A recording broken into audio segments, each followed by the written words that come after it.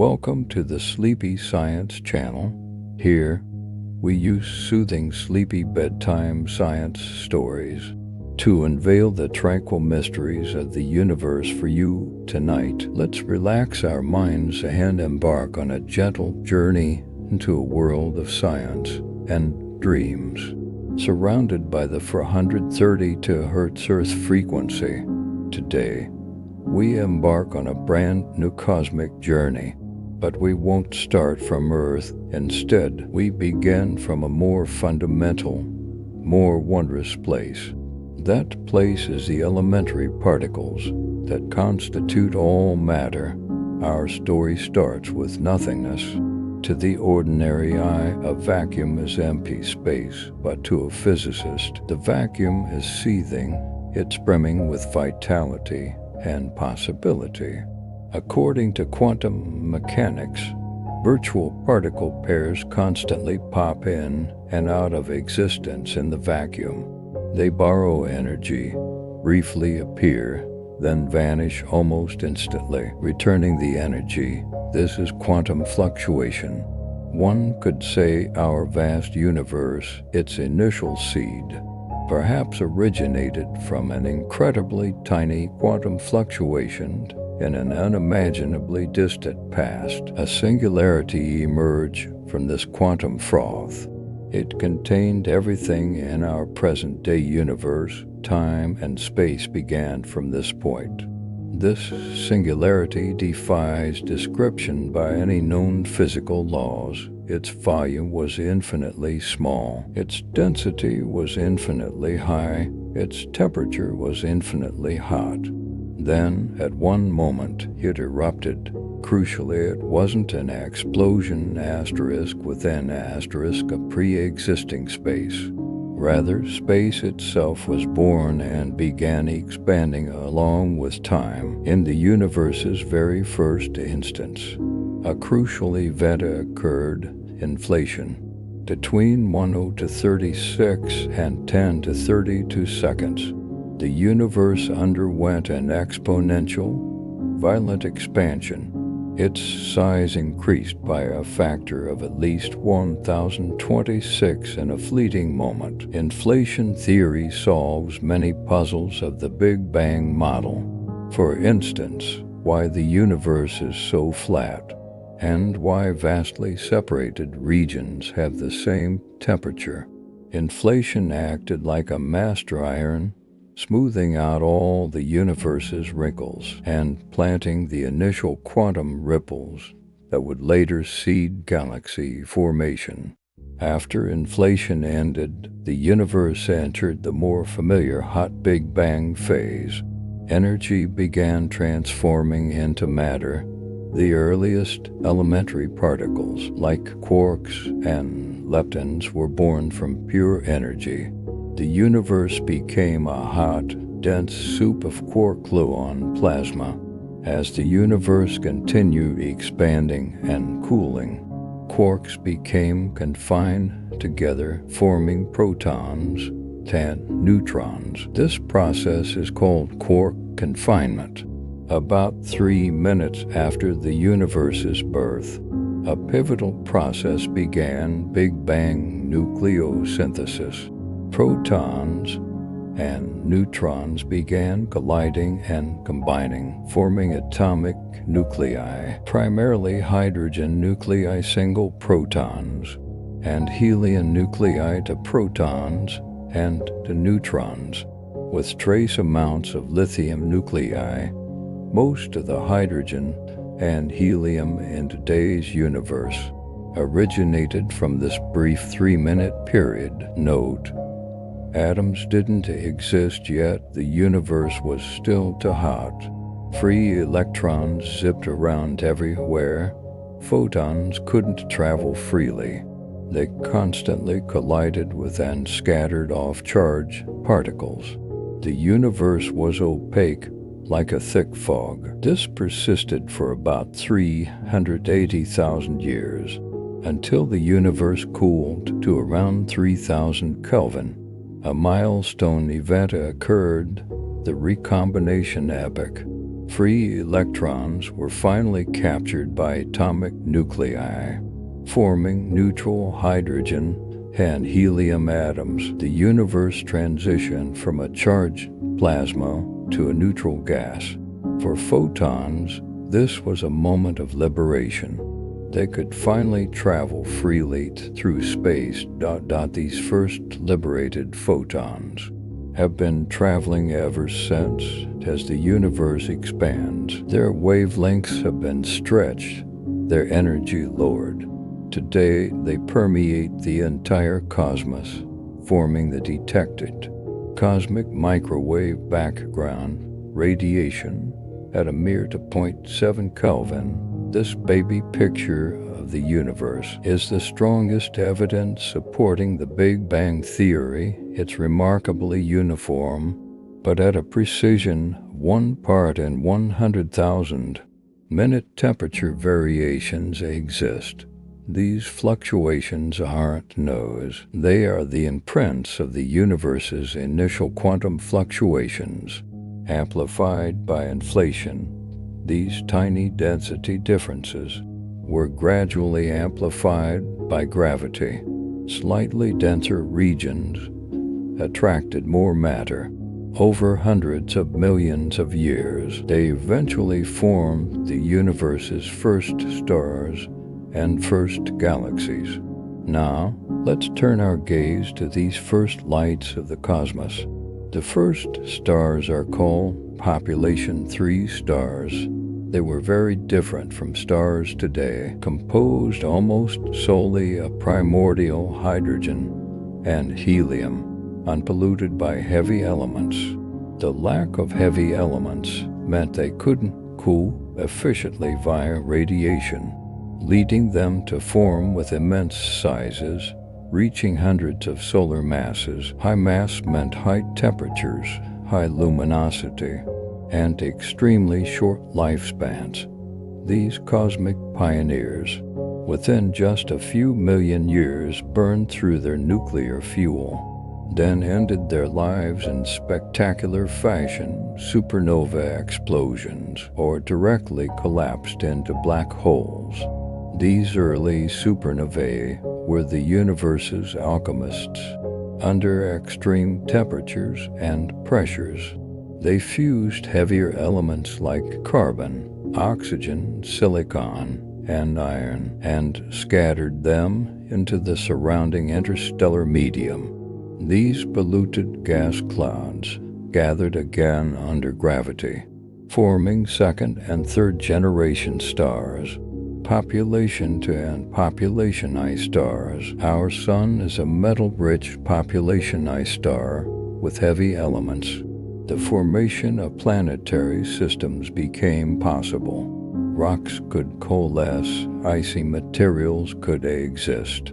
This laid the material foundation for the eventual emergence of life. Every calcium atom in our bodies, every iron atom in our blood, likely originated from some long-dead, ancient massive star. Now, let's temporarily leave the early universe and shift our focus to galaxy formation and evolution. The tiny fluctuations in the cosmic microwave background were the seeds for galaxy formation, with the involvement of both dark matter and ordinary matter. The universe began weaving its grand cosmic web. Dark matter, because it doesn't interact electromagnetically, could collapse first under gravity, forming vast, invisible dark matter halos. These halos act as the cosmic skeleton, or invisible gravity wells. Ordinary baryonic matter, the stuff we can see, primarily hydrogen and helium gas, fell into these gravitational potential wells of dark matter halos. There, gas clouds collided, compressed, and heated up. Then they cooled via radiation. Once cooled sufficiently, gravity ultimately overcame pressure, causing the gas clouds to fragment and collapse, forming new stars. thousands of stars gathered together, forming the precursors of galaxies based on computer simulations and deep field observations. We believe the earliest small galaxies appeared within 400 to 500 million years after the universe's birth. These small galaxies grew larger through continuous mergers and accretion, like rolling snowballs. Smaller galaxies merged into larger ones. Larger galaxies merged into even larger ones.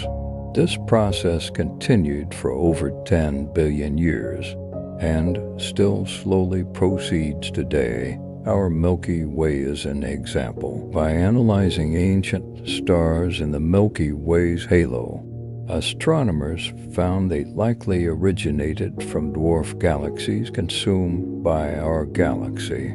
The Milky Way is currently consuming the nearby Sagittarius dwarf spheroidal galaxy and will collide and merge with its large neighbor, the Andromeda Galaxy, in about 4 billion years. Why are galaxy morphologies so diverse?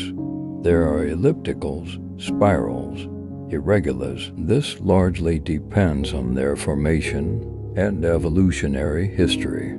Generally, galaxies that experienced frequent collisions and mergers are more likely to evolve into gas-bore elliptical galaxies with low star formation activity, whereas galaxies that grew relatively peacefully through steady accretion of surrounding cold gas into a disk are more likely to maintain their rotating disk structure, forming beautiful spiral galaxies.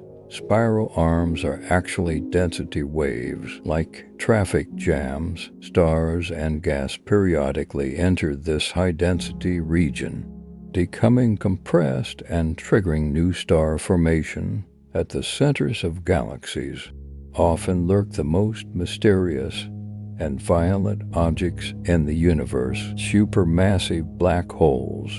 Nearly every large galaxy's core harbors such a beast, ranging from millions to tens of billions of solar masses. Our Milky Way's center, Sagittarius asterisk, has a mass of about 4 million suns. It's relatively quiet now, but in the past, it may have been active, accreting matter and spewing tremendous energy. When a black hole surrounded by abundant gas, the gas forms a rotating accretion disk. Through intense friction, the gas heats to extreme temperatures, emitting brilliant light. This is an active galactic nucleus. Some active galactic nuclei also eject plasma jets from their poles, reaching velocities close to light speed, spanning millions of light years. These jets possess immense energy and can significantly influence the entire galaxy's evolution. Galaxies aren't uniformly distributed in space. They gather in groups, forming galaxy groups or clusters. Our Milky Way, Andromeda, and others form the local group, and the local group resides within an even larger structure, the Virgo supercluster. In recent years, astronomers have defined the even larger Laniakea supercluster. We are part of it. On these immense scales, gravity's dominance begins to be challenged. A more mysterious force takes the stage. Dark energy. In 1998, two independent research teams, by observing distant Type Ia supernovae, reached a revolutionary conclusion. The universe's expansion isn't slowing down, it's accelerating. This meant an unknown force was counteracting gravity, pushing galaxies apart. We call this mysterious force causing accelerated expansion dark energy. According to the latest Planck satellite data, Our universe's energy composition is ordinary matter we can see and understand for 0.9%, dark matter we cannot see but detect via gravity 26.8%, and the remaining 68.3% is the completely unknown dark energy. Dark energy is one of the biggest mysteries in physics today. It might be an energy form permeating space with negative pressure, known as the cosmological constant, or it could be a dynamic field evolving over time. It might even indicate our understanding of gravity needs revision on cosmic scales. The nature of dark energy determines the ultimate fate of the universe. If dark energy is a stable cosmological constant, the universe will continue accelerating its expansion forever. Galaxies within clusters will remain bound by their mutual gravity, but all galaxies outside galaxy clusters will eventually accelerate beyond our cosmic horizon, disappearing from view. Future astronomers born in an isolated galaxy cluster would observe no external galaxies. The cosmic microwave background would be redshifted beyond detection. They might never know the history of the Big Bang and the expanding universe. It would be an incredibly lonely cosmos if dark energy isn't constant, but strengthens over time. It could lead to a more dramatic end, the Big Rip. Dark energy's repulsive force would ultimately overcome all forces, including those binding atoms, tearing all matter into elementary particles. Of course, these are speculations based on current theories. Understanding dark energy's essence requires deeper exploration. Next-generation space telescopes and ground-based surveys like the Euclid satellite and the Vera C. Rubin Observatory aim to unveil dark energy's secrets by precisely measuring the universe's large-scale structure and supernova distances while exploring the largest cosmic scales. We haven't forgotten another fundamental question. Is life common in the universe? Are we alone? The answer to this question shapes our cosmic self-perception. The search for extraterrestrial life follows two main paths. First, searching within our solar system. Mars, Jupiter's moon Europa, Saturn's moons Enceladus and Titan are all potential targets. Mars was once warm and wet, with rivers and lakes. Though now dry and cold on the surface, subsurface liquid water layers might exist, perhaps even simple microbial life. Future sample return missions may provide answers. Europa and Enceladus are icy moons. Beneath thick ice shells, they harbor vast global oceans. Hydrothermal vents might exist on their seafloors, providing energy and minerals for life, similar to environments where life potentially originated on Earth. The second direction is finding Earth-like planets beyond our solar system. Exoplanets. Since 1995, with the first discovery of a planet orbiting a sun-like star, we've confirmed over 5,000 exoplanets. The Kepler Space Telescope taught us that planets are ubiquitous in the Milky Way. On average, each star has at least one planet. Among them, rocky planets Earth-sized or smaller could number in the tens of billions. The next step is analyzing the atmospheric composition of these planets, searching for biosignatures, for example, the simultaneous presence of oxygen and methane as they readily react in atmospheres and are hard to maintain together long-term without ongoing biological activity replenishing them. the James Webb Space Telescope, and future, more powerful telescopes like the Habitable Worlds Observatory aim to achieve this goal, directly imaging Earth-like planets and analyzing their atmospheric spectra. Simultaneously, we also listen passively, using radio telescope arrays to scan for potential unnatural, narrowband radio signals from space.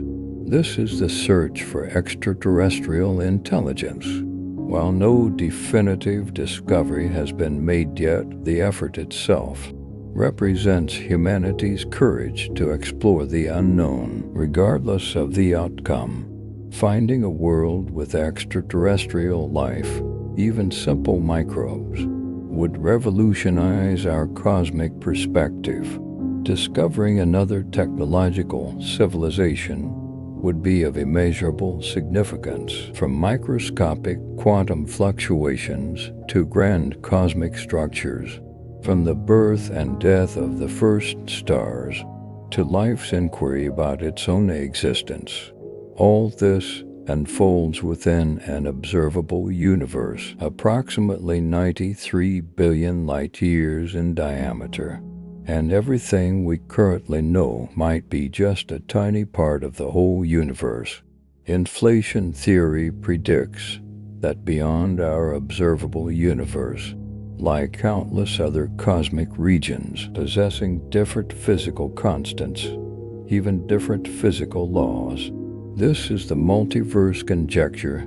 It sounds like philosophy or even science fiction, but it's a possibility derived from rigorous cosmological theory. While currently untestable, it expands the boundaries of our thought, deepening and broadening our understanding of reality. Friends, our journey once again reaches its conclusion. We started from the quantum realm of nothingness, witnessed the universe's birth, inflation, and cooling, saw the formation of matter and the coalescence of galaxies, felt the invisible pull of dark matter and the mysterious push of dark energy. We traced the potential for life and pondered the universe's ultimate fate. All this knowledge stems from humanity's insatiable curiosity and rigorous scientific methodology. From Galileo first pointing a telescope skyward, to Hubble discovering the expanding universe, from Penzias and Wilson's accidental discovery of the cosmic background radiation, to today's listening for black hole mergers via gravitational waves, humanity's quest for knowledge never ceases. As Carl Sagan said, we are made of star stuff, and now we gaze upon the stars, exploring the cosmos. Is not just exploring the external world, it's also exploring ourselves, understanding where we come from and where we might be headed. Let's delve deeper into black holes, the most enigmatic objects in the universe. When a massive star exhausts its fuel, it undergoes a catastrophic gravitational collapse. If the core mass exceeds about 3 solar masses, no force can prevent its collapse to a point. A singularity surrounding the singularity lies a point of no return. The event horizon once crossed, not even light can escape. The event horizon's radius is the Schwarzschild radius. For a solar mass black hole, this radius is merely 3 kilometers. Black holes aren't completely black. In 1974, Stephen Hawking proposed that due to quantum effects, black holes radiate particles. This is Hawking radiation. It means black holes slowly evaporate. Smaller black holes evaporate faster. In 2019, the Event Horizon Telescope collaboration released the first ever image of a black hole. It depicted the supermassive black hole at the heart of galaxy M87, weighing 6.5 billion solar masses. The bright ring we see is light from behind the black hole, bent by its immense gravity. The central dark region is the black hole's shadow. Black holes aren't inherently dangerous, at least from a safe distance. If the sun were suddenly replaced by a black hole of equal mass, Earth's orbit would remain unchanged. We'd lose light and heat, but wouldn't be sucked in. Now, let's talk about cosmic messengers. Beyond photons, we have new detection methods, neutrinos and gravitational waves. Neutrinos are ghostly particles. They barely interact with matter, passing easily through entire planets. In 1987, the Kamiokande detector in Japan and the IMB detector in the USA detected 19 neutrinos from supernova 1987A in the Large Magellanic Cloud. This was the first detection of neutrinos from outside our solar system, marking the birth of neutrino astronomy. Gravitational waves are ripples in the fabric of space-time itself, generated by accelerating massive objects, like ripples from a pebble tossed into water. On September 14, 2015, the LIGO detectors made the first direct detection of gravitational waves. They came from the merger of the black holes, 36 and 29 solar masses respectively, located 1.3 billion light-years away. After a long in-spiral, they merged into a single 62 solar mass black hole. The tremendous energy release shook the cosmos in the form of gravitational waves. Gravitational wave astronomy had begun. It lets us listen to the universe detecting phenomena invisible to light, like black hole mergers and neutron star collisions. In 2017, LIGO and Virgo detectors detected gravitational waves from a binary neutron star merger. Telescopes worldwide swiftly pointed to the source, observing the ensuing electromagnetic counterpart, a kilonova explosion. This confirmed neutron star mergers as primary cosmic factories for heavy elements. The gold in a wedding ring might have been forged in an ancient, violent neutron star collision. This connection makes our bond with the cosmos feel more tangible and intimate. Let's consider the future of our solar system. In about 5 billion years, the sun will approach its end. After exhausting the hydrogen in its core, it will swell into a red giant, its radius stretching beyond Earth's orbit. Mercury and Venus will be engulfed. Earth's fate remains uncertain, even if not swallowed. Its surface will be scorched barren, unable to harbor life. Eventually, the sun's outer layers will be ejected, forming a beautiful planetary nebula. The core will collapse into a white dwarf, an Earth-sized object with a sun's mass of dense matter, slowly cooling and fading over eons. Within the Milky Way, stars like our sun number in the hundreds of billions. They have different masses, ages, and fates. Higher mass stars live shorter lives, but their endings are more spectacular. Stars between 8 and 25 solar masses end their lives in supernova explosions, leaving behind neutron stars. Neutron stars are incredibly dense. A teaspoon of their material would weigh over 1 billion tons. Neutron stars possess intense magnetic fields and rapid rotation rates. Some become pulsars, behaving like cosmic lighthouses, sweeping beams of radio waves past Earth at regular intervals. Even more massive stars have cores that collapse directly into black holes. These stellar mass black holes are scattered throughout the galaxy. The cosmic structure isn't static. It evolves dynamically. Galaxies merge. Stars are born and die. Gas cycles through intergalactic space. Galactic winds blow material out of galaxies, while cold gas accretion brings in fresh fuel. The universe itself evolves. The early universe was smaller, hotter, denser. Over time, it expands and cools. Structures form and grow. Our understanding of the cosmos relies heavily on the cosmological principle. On sufficiently large scales, the universe is homogeneous and isotropic. It has no center and no preferred direction.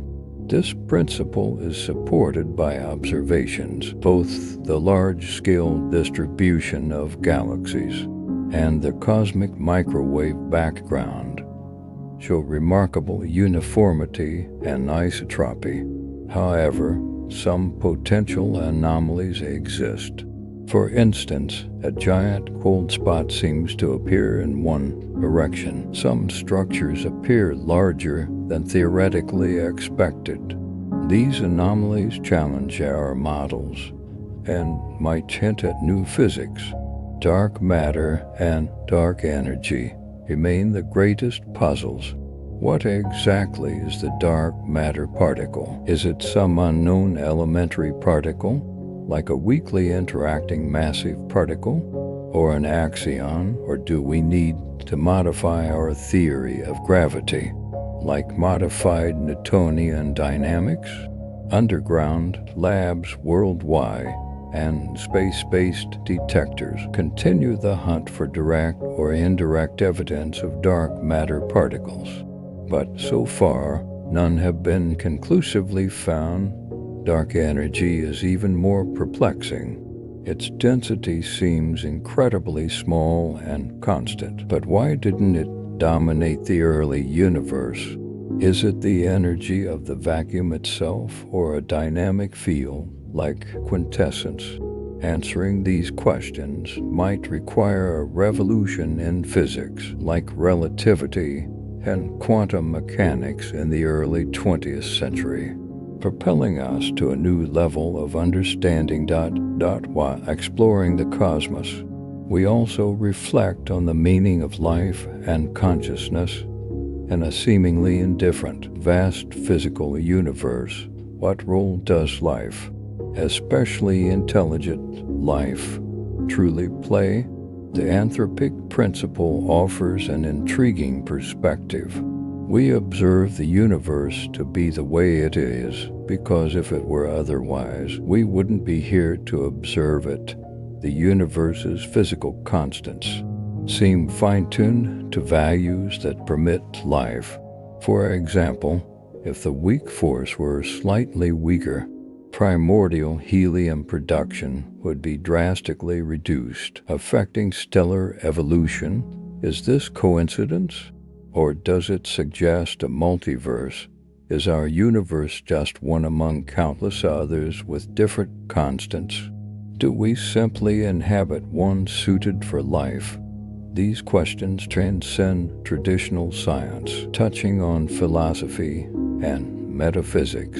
But they are equally important, for they concern the very nature of our existence. Finally, let's return to the very beginning, that singularity born from a quantum fluctuation. It contained the information for our entire observable universe. From a microscopic seed, it grew into everything we see today: galaxies, stars, planets, and us. Intelligent beings capable of thought, capable of gazing at the stars. This in itself is a miracle worth eternally cherishing and exploring. Friends, this journey truly ends here. We've traveled from the quantum world to the cosmic horizon, from the dawn of time to the distant future. We hope this voyage allowed you to feel the universe's grandeur and the allure of scientific exploration. May this awe and curiosity for the cosmos forever illuminate your spirit. Thank you for listening. Until we meet again under the starry sky. All right, my friend, let's pause our conversation here tonight on the mysteries of the universe. Now, allow me to press pause for you. Set aside all thoughts and inquiries and simply, quietly be in this moment. From here, my voice will fade away, leaving only the silent tapestry of the cosmos and a carefully chosen piece of pure music tuned to 432 Hz. Science suggests this frequency resonates deeply with the natural vibrations of the universe and the rhythm of life itself, soothing your nervous system and guiding you into deep relaxation. Now, find your most comfortable position. Gently close your eyes or let your gaze rest softly upon the stars. May you release all weariness from the world, letting your consciousness drift on the waves of music, floating into boundless tranquility. Good night, sweet dreams, until we meet again among the stars.